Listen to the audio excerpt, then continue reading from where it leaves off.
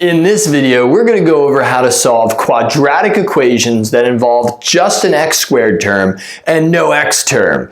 Other people call it solving by taking the square root. Let's dive into it and see what this all involves. So our instructions, very simple, solve. What I want to remind you of is that when we're solving an equation like x squared minus 16 equals 0, visually what we're doing is we're solving for where x squared minus 16, which roughly looks like this, where it crosses the x-axis here and here. Remember, visually that's what we're doing. We're finding the zeros of this. So let's do that. Now, there's a way to do it so that we don't have to graph it though, and this is so quick. Notice that we just have an x squared term and that's all.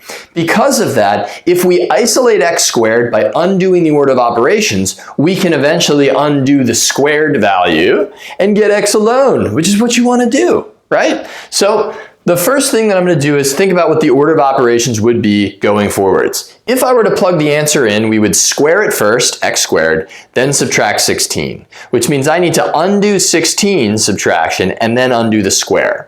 So undoing minus 16, I would add 16 to both sides. Very nice. And that leaves me with x squared is equal to 16. Awesome. So now all I'm left with doing is undoing x squared. Well, the inverse, or the undo operation, how to undo x squared, is square root. But be very careful. And what I mean by being very careful is you need to do plus or minus the square root. I'll talk about that momentarily. The square root of 16 is 4, but we have this plus or minus. And we undo the square root of x squared is just going to be x. So our two answers would be x equals plus or minus 4. Another way of writing that is negative 4 and 4 are our answers. Now, the reason why you have to do the plus or minus is because of this original piece where we were looking at x squared equals 16. When I square a number, or really when I solve an equation like this, it's saying what number or numbers when multiplied by themselves give me 16. Well, if I multiply a negative 4 by itself, a negative number by itself, I get a positive number, 16, which is why you must undo the square with a positive and negative square root. So we use plus or minus. Very important you remember that, and that's because negative 4 squared is 16, positive 4 squared is 16. Minus the 16 in the original equation gives us the 0 we seek. Nice. All right, let's keep rolling. So again, we're going to exercise our logical abilities to undo the order of operations. So if we were doing it forwards, we'd square the number, then multiply by 3, then subtract 75. So we're going to add 75 to undo the minus 75. That's the first thing we'll do. And that's awesome. So it leaves us with 3x squared equals 75. Then we're going to undo the multiplication by dividing by 3. It's basically solving an equation like you know how. And 3 divided by 3 is 1, so that leaves us with the isolated x squared equals 25. And just like I pointed out in this last equation, you have x squared equals 75, so make sure it's plus or minus. So we'll take the square root of both sides, plus or minus. And that leaves us with x is equal to plus or minus. What number when multiplied by itself gives you 25? 5. So it's plus or minus 5. Again, that means negative 5 or 5. Now, to check your answer, all you would need to do is plug each of these values back into the original equation and see that the left side does indeed equal the right side, or 3x squared minus 75 equals 0. I'll check one of the answer choices. So we'll do a check. We'll do 3 times. We'll check negative 5. Why not? You should check both of them. I'm just going to show you how to check the one. So we're just plugging that in. And the question is, does it equal 0? Well, negative 5 squared is 25. 3 times 25 minus 75, is it equal to 0? Well, let's think about this. 3 times 25 is 75. Minus 75, 0. And whether we square a negative number or the positive 5, we're still going to get that 25 out, meaning both numbers check out. Awesome stuff. All right, 2 more. Let's do this. So I gave you a couple of examples that are a little different.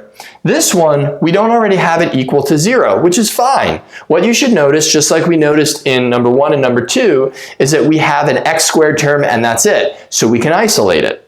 So how do we isolate x squared? I'm going to undo minus 25. We don't care that there's a number other than 0 on this side. We can handle it. And when I add 25 to both sides, I get x squared is equal to 25 and negative 25 is 0. Ooh. So now I'm going to undo x squared by taking the positive and negative root of it. There we go. Positive and negative root of x squared is just x. And then the positive and negative root of 0, well, 0, right? Because 0 squared is 0. So plus or minus 0 is just 0. We only have the one solution. Checking our work here, if I were to plug in 0, 0 squared is 0, minus 25 is negative 25. Nice. All right. Let's check this one out here, and I'm going to erase what's just above it, that check that we did from before, just to make sure that we can see what's going on there. So you've got 3x squared plus 6 equals 0. We're going to again solve. It's a lot like this in the order of operations we'll undo. We'll undo addition first, subtracting 6, and that leaves me with 3x squared equals negative 6. Then we're going to divide both sides by 3. We want to isolate x squared. Beautiful stuff. So you get x squared equals negative 2. Ooh. We want the square of a number giving us a negative number. We don't have any real number that when we multiply it by itself will give us a negative number. So you could keep going if you wanted to. It would be x equals plus or minus the square root of negative 2, but we do not have a number that we can take a square root of negative 2 and get that number out. So what does that mean? There are, and I'll just put it over here, no solutions. No solutions, all abbreviated. So if you get x squared equals a negative number, there's no way we can do that. Not with real numbers. That's something for down the road in your Algebra 2 studies. But if you're doing this in Algebra 1, for now, it means no solutions. All right, the key idea here, guys, remember this is an alternative to graphing and finding where the graph crosses the x-axis. It's an awesome algebraic way. It's really, really, I think, simple because it follows what we already know from solving equations. I love it. I hope you tolerate it, maybe even love it. See you next time.